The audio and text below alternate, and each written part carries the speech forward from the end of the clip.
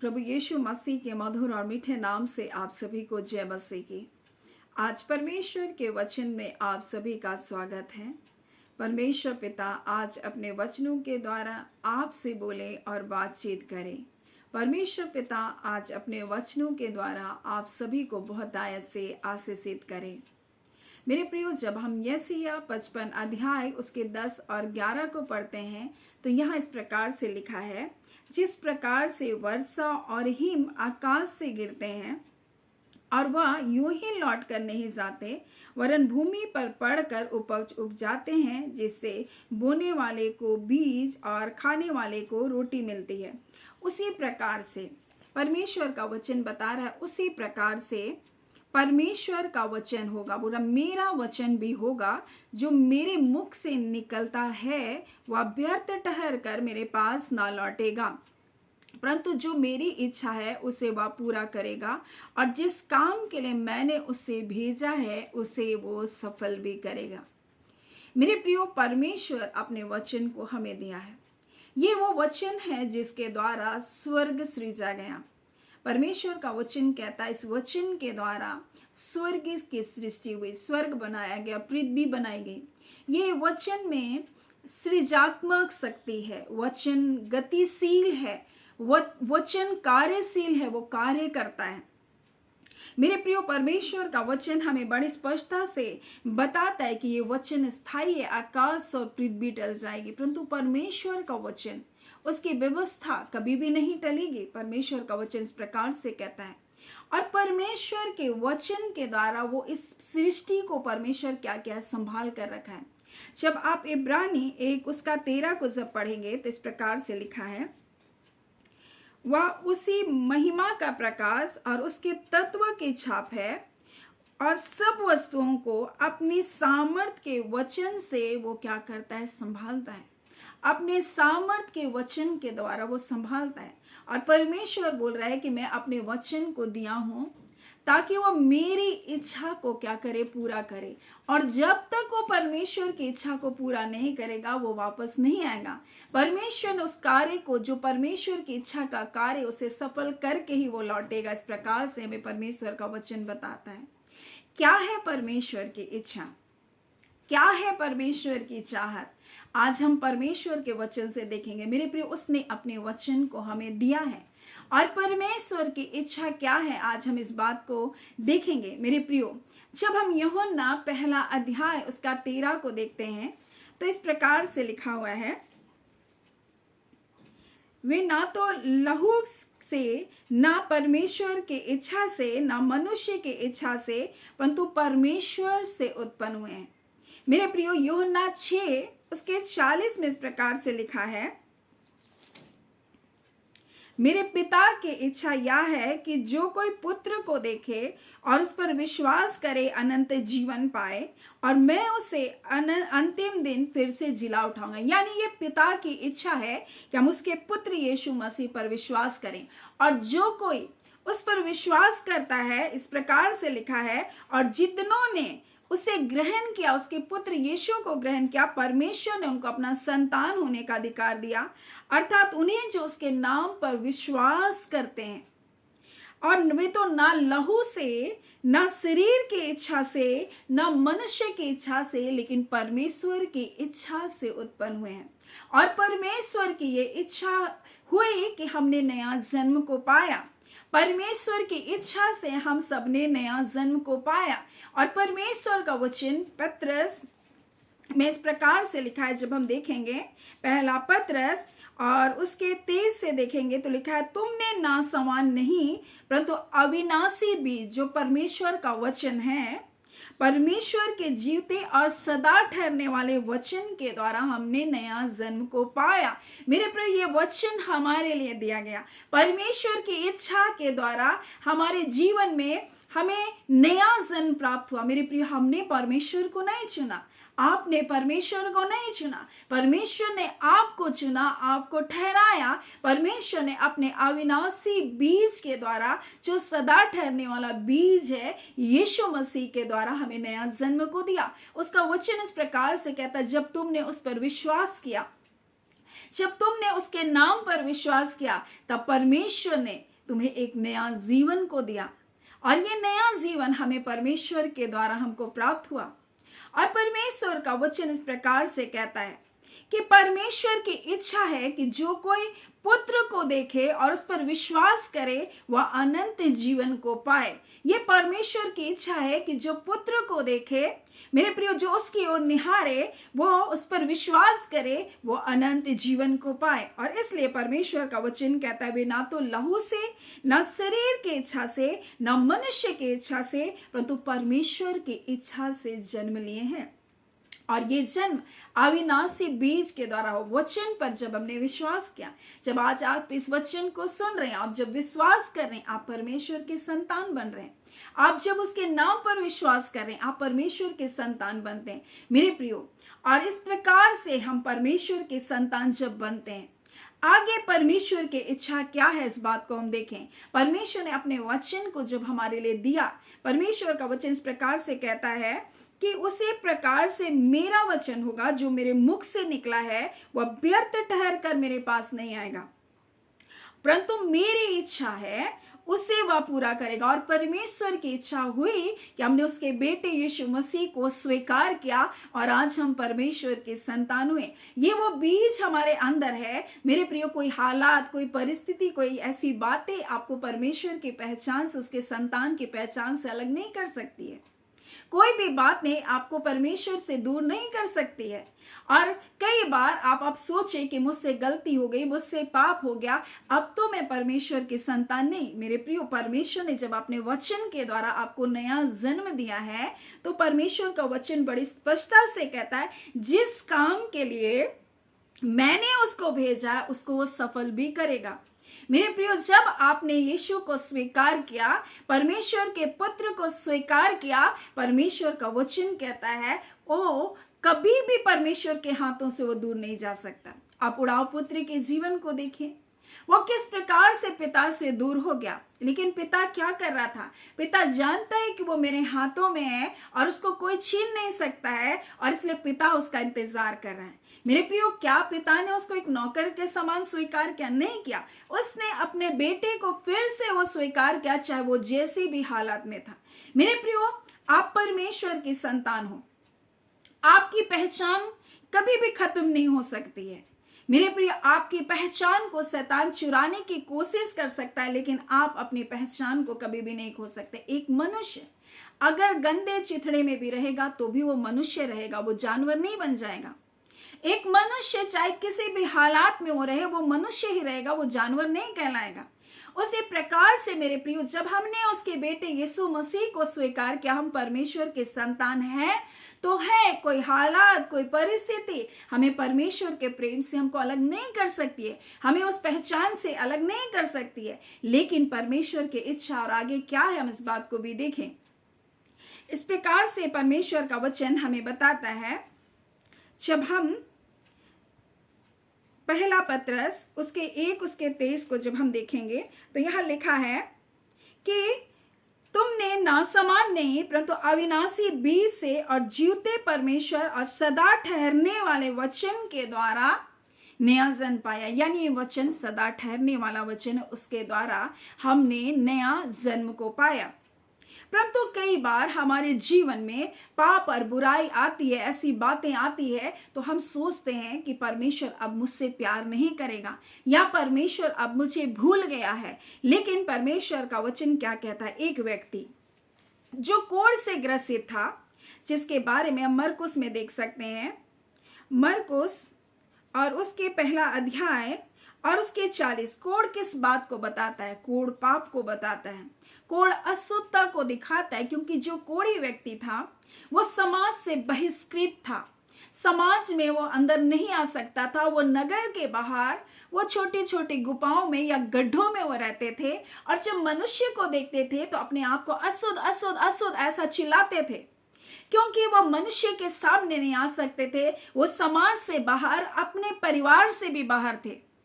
परंतु यहाँ पर एक कोढ़ व्यक्ति यीशु के पास आकर के घुटने टेक करके कहा, यदि तू चाहे तो मुझे शुद्ध कर। ये व्यक्ति बड़ी हिम्मत के साथ यीशु के पास आया। मेरे प्रियो, और उसने कहा यदि तू चाहे तो मुझे शुद्ध कर सकता है। उसने तरस खाकर अपना हाथ बढ़ाया। यीशु बोल करके भी उसको चंगा कर सकता था, परंतु यीशु ने बड़े तरस से, लिखा है, हाथ बढ़ाया और कहा कि मैं चाहता हूं कि तू शुद्ध हो जा। यानी परमेश्वर ने आज अपने वचन को दिया और वो कह रहा है, चाहे तुम कैसे ही घिनौने पाप में क्यों ना हो, चाहे तुमने कैसे भी अपराध क्यों ना किया हो, तुम्हारे शरीर से शायद दुर्गंध आ रही होगी, शायद तुम समाज से बहिष्कृत हो, शायद तुम परिवार से बहिष्कृत हो, लेकिन परमेश्वर कहता है, वो प्रेम से आपको छू कर कह रहा है, कहता मैं चाहता हूं कि तू शुद्ध हो जा। मेरे प्रियो, आज परमेश्वर अपने वचन के द्वारा हमें बताना चाहता है, ये कोढ़ी व्यक्ति जो समाज से, अपने लोगों से, हर जगह से वो बहिष्कृत था, शायद वो अपनी दुर्गंध भी उसको नहीं भाती होगी, ऐसा जीवन को जी रहा था, लेकिन उसने बड़ी हिम्मत करके यीशु मसीह के पास आया और कहता है, यदि तू चाहे तो मुझे शुद्ध कर। यीशु ने कहा, तरस खाकर अपने हाथ बढ़ाकर, मैं तो चाहता हूं कि तू शुद्ध हो जा। आज परमेश्वर अपने वचन के द्वारा बताना चाहता है, ये वचन में जीवन है मेरे प्रियो। वचन के बारे में लिखा, आकाश और पृथ्वी टल जाएगी परंतु परमेश्वर का वचन कभी भी नहीं टलेगा। और जब यूहन्ना में जब हम पढ़ते हैं, यूहन्ना उसके 15वां अध्याय,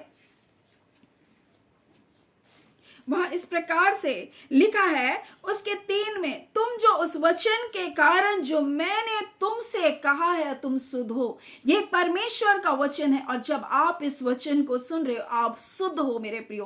परमेश्वर की चाहत है कि हम पवित्र बने, परमेश्वर की चाहत है कि हम शुद्धता का जीवन को जिए। परमेश्वर अपने वचन के द्वारा वो कहता है, तुम इस वचन के द्वारा जो मैंने तुमसे कहा तुम शुद्ध हो मेरे प्रियो। जब आप इस वचन को स्वीकार करें आप शुद्ध हो मेरे प्रियो। वचन में रचनात्मक शक्ति है, वो रचना करने वाला है। उस वचन के द्वारा स्वर्ग सृष्टि किया गया, परमेश्वर का वचन कहता है। उस वचन के द्वारा पृथ्वी की रचना की गई, उस वचन के द्वारा जीवन दिया गया। ये अविनाशी बीज है, सदा ठहरने वाला बीज है, नासमान बीज है परमेश्वर का वचन। मेरे प्रियो, कोई हालात, कोई परिस्थिति, संसार की कोई भी चीजें इस वचन को नहीं खत्म कर सकती है मेरे प्रियो। ये वचन स्थायी है मेरे प्रियो, ये वचन स्थिर है। परमेश्वर का वचन कहता है, आज इस वचन को अपने जीवन के लिए स्वीकार करें। परमेश्वर का वचन कहता है, तुम शुद्ध हो, मैंने तुम्हें नया जन्म दिया है, तुम अपनी इच्छा से नहीं जन्मे, मैंने तुम्हें अपनी इच्छा से मैंने बुलाया। तुम्हारी इच्छा नहीं थी कि तुम मेरे पास आओ, तुम्हारी इच्छा नहीं थी कि तुम मुझे जानो, ये मेरी इच्छा थी। परमेश्वर कहता है कि तुम मुझे जानो, मेरे प्रेम को जानो। मेरे प्रियो, आज बहुत सारे लोग सोच में कि हम तो पापी हैं, हम तो पापों में हैं, हमसे ये गलती हो गई, हमसे वो गुनाह हो गया। लेकिन परमेश्वर का वचन क्या कहता है, तुम धर्मी हो। और धर्मी लोग, जब यीशु मसीह के द्वारा धर्मी बनाए गए लोग मेरे प्रियो, अगर 7 बार भी गिर जाएंगे वो उठ खड़े होंगे मेरे प्रियो, परंतु पापी अपने पाप में पड़ा हुआ मर जाएगा। परंतु हमारी धार्मिकता यीशु मसीह के द्वारा, हमारी धार्मिकता हमारे कर्मों के द्वारा नहीं है। हमने यीशु मसीह पर विश्वास किया और जितनों ने उस पर विश्वास किया, परमेश्वर ने उसको अपना संतान होने का अधिकार दिया। वो ना शरीर की इच्छा से, परमेश्वर का वचन कहता है, वे ना शरीर की इच्छा से, ना लहू से, ना तो मनुष्य की इच्छा से, परंतु परमेश्वर की इच्छा से वो उत्पन्न हुए हैं। और परमेश्वर की ये इच्छा है कि आप उसके बेटे यीशु पर विश्वास करें और अनंत जीवन के भागीदारी हो। परमेश्वर की इच्छा है कि आप शुद्धता और पवित्रता का जीवन को जिए। परमेश्वर की इच्छा है कि आप उसके संतान बने रहे मेरे प्रियो। अपनी पहचान पर धूल ना जमने दें, अपनी पहचान को ना खो दे मेरे प्रियो। आपको इस संसार आपकी पहचान को छीनने की कोशिश करेगा, लेकिन आप परमेश्वर के संतान हैं तो हैं, और कोई भी इस पहचान को आपसे नहीं छीन सकता। कोई भी बातें, कोई भी छाया, कोई भी फेर बदल आपको परमेश्वर की पहचान से नहीं दूर लेकर जा सकती, क्योंकि परमेश्वर का वचन कहता है, मेरा वचन जो होगा वो मेरे मुख से जो निकला है, परमेश्वर कहता है, वो व्यर्थ ठहर कर मेरे पास नहीं लौटेगा, परंतु जो मेरी इच्छा है उसे वह पूरा करेगा। और जिस काम के लिए परमेश्वर ने उसे भेजा है, अगर वो परमेश्वर ने आपको तैयार करने के लिए आपको नया जीवन दिया है, परमेश्वर आपको परमेश्वर के निकटता में पहुंचाने के लिए, उस अनंत जीवन तक पहुंचाने के लिए वो वचन काम करेगा। मेरे प्रियो, वो वचन आज हमारे जीवन में कार्य कर रहा है, और इसलिए कोई भी ऐसी बातें हमें परमेश्वर से दूर ना करने पाए। कोई भी ऐसे विचार को अपने अंदर आप आने ना दे कि आप ऐसा सोचे कि परमेश्वर मुझे भूल गया, या मैं आज परमेश्वर से दूर हो गई, आज परमेश्वर मुझसे प्यार नहीं करेगा। परंतु उसकी इच्छा है कि हम शुद्ध हो जाएं, और उस वचन के द्वारा परमेश्वर कहता है, जो मैंने तुमसे कहा, तुम शुद्ध हो, तुम पवित्र हो, तुम धर्मी बनाए गए हो। मेरे प्रियो, आज परमेश्वर अपने वचन के द्वारा आप सभी के जीवन को बहुत ऐसे आशीष को दे। आमीन। आइए हम प्रार्थना करेंगे। धन्यवाद देते हैं जीवते सच्चे सामर्थी मेरे आबा परमेश्वर, हम प्रभु यीशु के नाम से पिता आपके निकटता में आते हैं। हम आपका धन्यवाद करते हैं खुदावन परमेश्वर, निश्चय करके प्रभु आप अपने बच्चों से अद्भुत प्रेम करते हैं। खुदावन हमसे इतना प्रेम किए हैं खुदावन परमेश्वर, जो बयान से बाहर है प्रभु। हाँ पिता, अपने लोगों से सब प्रेम किए जो बयान से बाहर है। मेरे पिता, हम आपके शुक्रगुजार है प्रभु, जो उस प्रेम के लिए, उस शांति के लिए, उस आनंद के लिए, उस जय के लिए, उस छुटकारे के लिए, उन भलाइयों के लिए जो आपने अपने वचन के द्वारा हमें दिया है पिता। आज वो सारी भलाइयां परमेश्वर पिता आपके बच्चों के जीवन में आ रही है पिता। खुदा आपके वचन में प्रभु जी, हाँ पिता, सृजन करने की शक्ति है प्रभु जी। आज परमेश्वर पिता, जो अंग परमेश्वर नष्ट हो चुके हैं, जो अंग परमेश्वर आज कहते हैं परमेश्वर ये अंग मेरे जीवन में नहीं है, आज प्रभु सृजन करने की शक्ति आपके वचन में प्रभु जी। और आपका वचन कहता है मैं सब कुछ नया करने वाला परमेश्वर हूं प्रभु। आज पिता परमेश्वर, जो भी अंग आपके बच्चों के अंदरूनी परमेश्वर अंग प्रभु जी खराब हो गए, हाँ पिता, डॉक्टर ने कह दिया किडनी खराब हो गया, हाँ पिता, डॉक्टर ने कह दिया परमेश्वर प्रभु तुम्हारी ऐसी नसें प्रभु जी दब चुकी है, परंतु आज खुदा आपके वचन के द्वारा हाँ पिता वो सृजन होने पाए, हाँ पिता उनके नसें खुलने पाए, हाँ पिता परमेश्वर उनके आंखों में रोशनी आने पाए, हाँ खुदा परमेश्वर प्रभु जी वो हर दुर्बलता जाती रही यीशु के नाम से। जो दर्द और पीड़ा की आत्मा प्रभु आपके लोगों के जीवन में कार्य करिए, और ये असहनीय, ये कह रहे हैं ये दर्द मेरे लिए असहनीय है, ये सर दर्द मेरे लिए असहनीय है, प्रभु यीशु के नाम से उस दर्दों को हम छिड़कते हैं। इसी घड़ी तुम निकल बाहर हो, यीशु घड़ी यीशु के नाम से मैं तुम्हें छिड़कते हैं।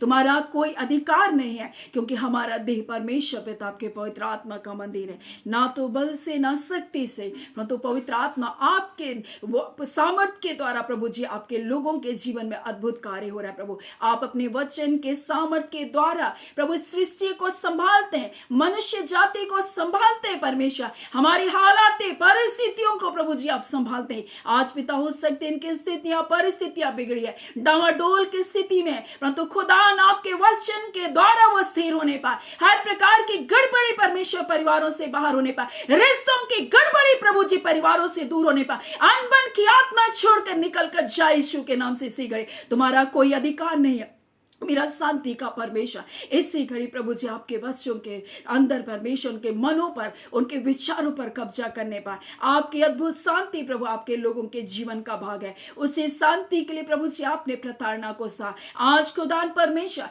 हर प्रकार की अशांति जो आपके बच्चों को घेर कर रखे, हर बुरे बुरे विचार प्रभु जी, हर प्रकार की नेगेटिव थॉट्स परमेश्वर, हर प्रकार के अनिश्चित भय की आत्मा, हर प्रकार का भय मेरा क्या होगा, ऐसे सारे भय के बंधनों को यीशु के नाम से तोड़ते हैं। आपके वचन में जीवन है प्रभु जी, और ये जीवन आपके बच्चों के जीवन के लिए ज्योति है प्रभु। हर अंधकार यीशु के नाम से दूर होने पर इसी घड़ी पिता आपने अपने लोगों को स्पर्श किया, हर बंधनों को आपने तोड़ा, अद्भुत विजय को आपने दिया मसीह यीशु में प्रभु जी। वो विजय इनके जीवन का भाग है। ओ खुदावन परमेश्वर, एक अद्भुत विजय को प्रभु अपने लोगों के जीवन में आप दे रहे, आपका धन्यवाद।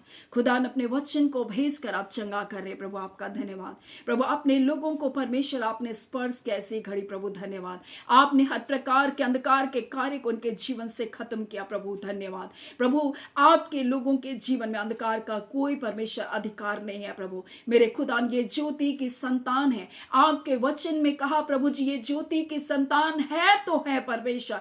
कोई अशुद्धता, कोई अपवित्रता आपके बच्चों के जीवन का भाग नहीं प्रभु। ये उठे और खड़े हो प्रभु जी, और परमेश्वर आपके राज्य में बढ़ते चले जाए। धन्यवाद पिता, धन्यवाद के साथ पिता ये प्रार्थना यीशु के नाम से हम मांगते हैं। दया सुने अनुग्रह से ग्रहण कर लीजिएगा। आमीन। परमेश्वर पिता आप सभी को बहुत ऐसे आशीष को दें। आमीन।